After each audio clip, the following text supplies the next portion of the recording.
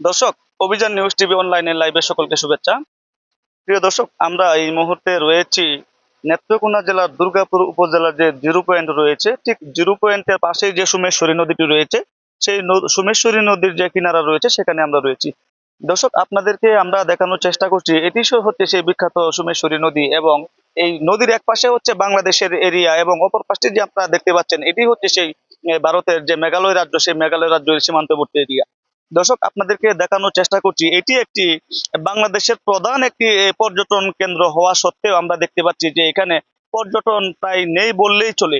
এখানকার যে স্থানীয় যারা রয়েছে তাদের সাথে ইতিমধ্যে আমি কথা বলেছি, আমরা জানতে পেরেছি যে বর্ষার মৌসুম হওয়াতে এবং সীমান্তে বাংলাদেশ ভারত সীমান্তে উত্তেজনা পরিবেশ থাকার কারণে এখানে পর্যটক প্রায় শূন্য রয়েছে। এবং আমরা এখন যে জায়গাটিতে রয়েছি এই জায়গাটি হচ্ছে বাংলাদেশের যে বর্ডার গার্ড রয়েছে, সেই বর্ডার গার্ডের পাশেই যে সোমেশ্বরী নদীটি রয়েছে নেত্রকোনা জেলার দুর্গাপুর উপজেলার জিরো পয়েন্ট এলাকা, সেই জিরো পয়েন্ট এলাকা থেকে বলছিলাম। প্রিয় দর্শক, আপনাদেরকে আরো একটি বিষয় জানিয়ে রাখি। আজকে যে আমরা এখানে আসলাম, আমরা দেখতে পাচ্ছি যে এখানে কোনো রকম পর্যটক নেই। পর্যটক না থাকার প্রধান যে কারণ সেটি হচ্ছে বর্ষার মৌসুম এবং এই একটি প্রতিকূল পরিবেশ। প্রিয় দর্শক, আমরা আপনাদের সাথে আবারও লাইভে আসবো অন্য কোনো জায়গায় অন্য কোনো পরিবেশে। আজকে এ পর্যন্ত, সে পর্যন্ত সকলেই ভালো থাকুন।